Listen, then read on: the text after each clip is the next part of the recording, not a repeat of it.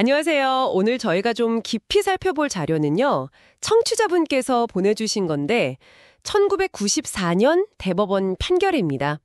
그 94무 10724 사건인데요. 아, 네. 그 전업주부 재산 분할 관련해서 유명한 판례죠. 맞아요. 특히 기여도 문제. 이게 참 핵심 질문은 이거 같아요. 전업주부가 재산의 절반, 50% 이상을 받는 게 항상 공평할까? 네, 그쵸.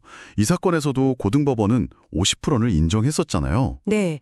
근데 대법원에서 그걸 뒤집었어요. 왜 그랬을까? 오늘 그 부분을 좀 파헤쳐 보려고 합니다. 좋습니다. 우선 사건 내용을 아주 간단히 보면요. 남편 감남, 아내 을려가 있었고 을려는 결혼하고 쭉 가사, 내조에 전념했고요. 네, 평범한 경우인데 근데 1987년인가 건물을 하나 지을 때 자금이 좀 모자랐나 봐요. 그래서 을려가 자기 친정오빠한테 400만 원, 또 신협에서 180만 원, 이렇게 총 580만 원을 빌려서 보탰어요. 직접 자금 조달에도 기여를 했군요. 그렇죠. 근데 건물 등기는 남편 단독 명의였고 나중에 남편이 전세금 받은 걸로 그 친정오빠 돈 400만 원은 갚았다고 해요. 일단 갚긴 갚았네요. 네. 그러다가 이제 을려가 남편한테 좀 부당한 대우를 받았다. 이런 이유로 이혼 소송을 겁니다. 네, 그래서 고등법원까지 갔는데 거기서는 남편한테 위자료도 주고 또 재산 분할로 그 건물 있잖아요. 그 지분의 딱 절반, 2분의 1을 을려한테 주라고 판결을 내렸죠. 그렇죠. 여기까지 들으면 뭐 을려 기여가 상장이 인정된 거 아닌가? 싶기도 한데 네, 그렇게 보일 수 있죠. 근데 여기서 이제 대법원이 딱 등장을 합니다. 이게 이 사건의 진짜 흥미로운 지점이죠. 맞습니다. 대법원이 고등법원 판결 중에 다른 건 몰라도 재산 분할 부분은 다시 판단하라고 돌려보냈어요. 파기환송이라고 하죠. 위자료는 괜찮은데 재산 분할 50%는 안 된다. 왜 그랬을까요? 대법원이 딱 짚은 게 바로 채무였어요. 그러니까 빚 문제. 빚이요?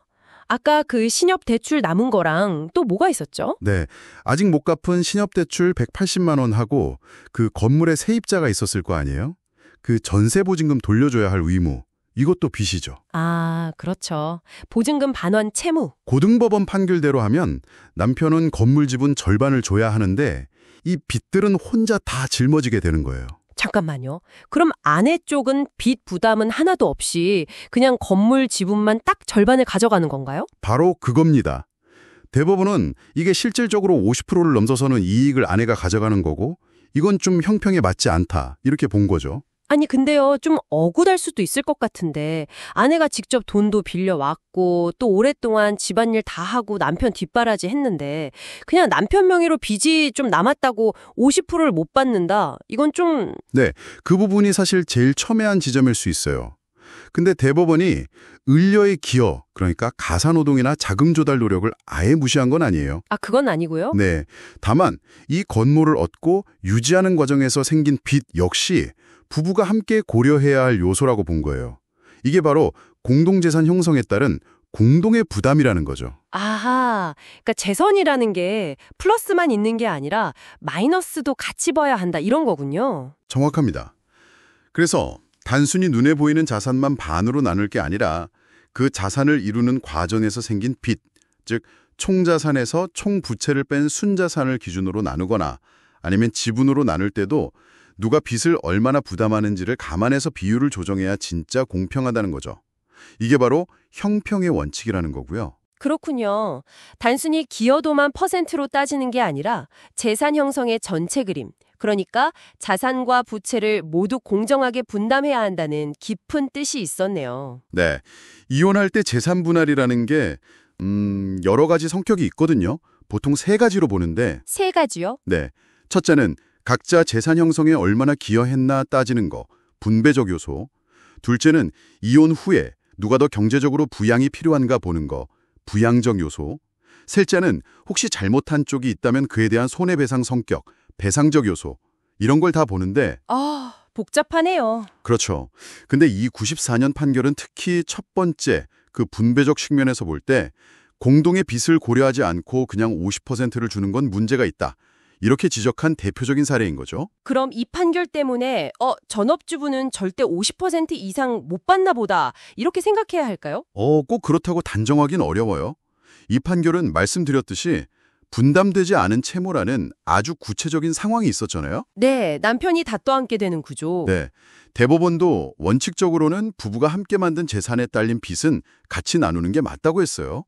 그러니까 만약 다른 사건에서 부양적 요소가 더 크거나 아니면 배상적 요소가 필요하거나 또 채무 성격이 좀 다르다면 예를 들어 빚을 남편 혼자 다 갚아야 할 이유가 없다면요. 그렇다면 전업주부라도 50% 이상 인정받을 가능성은 여전히 열려 있다고 봐야죠. 중요한 건 이거예요. 이 판례는 재산 분할할 때 눈에 보이는 재산뿐만 아니라 빚까지 다 포함해서 전체적인 상황을 정말 공평하게 고려해야 한다는 중요한 원칙을 세웠다는 점이죠. 네, 오늘 이 판례에 정말 많은 생각을 하게 만드네요. 청취자 여러분께 마지막으로 이런 질문을 던져보고 싶어요. 수년간의 가사노동, 내조, 이런 눈에 잘 보이지 않는 기여의 가치를 돈으로 환산한다면 얼마일까요? 특히 이 사건처럼 명확한 액수로 존재하는 빚과 비교될 때 법원은 그 균형을 어떻게 찾아야 할까요? 이게 참 어려운 문제인 것 같습니다. 여러분 생각은 어떠신가요?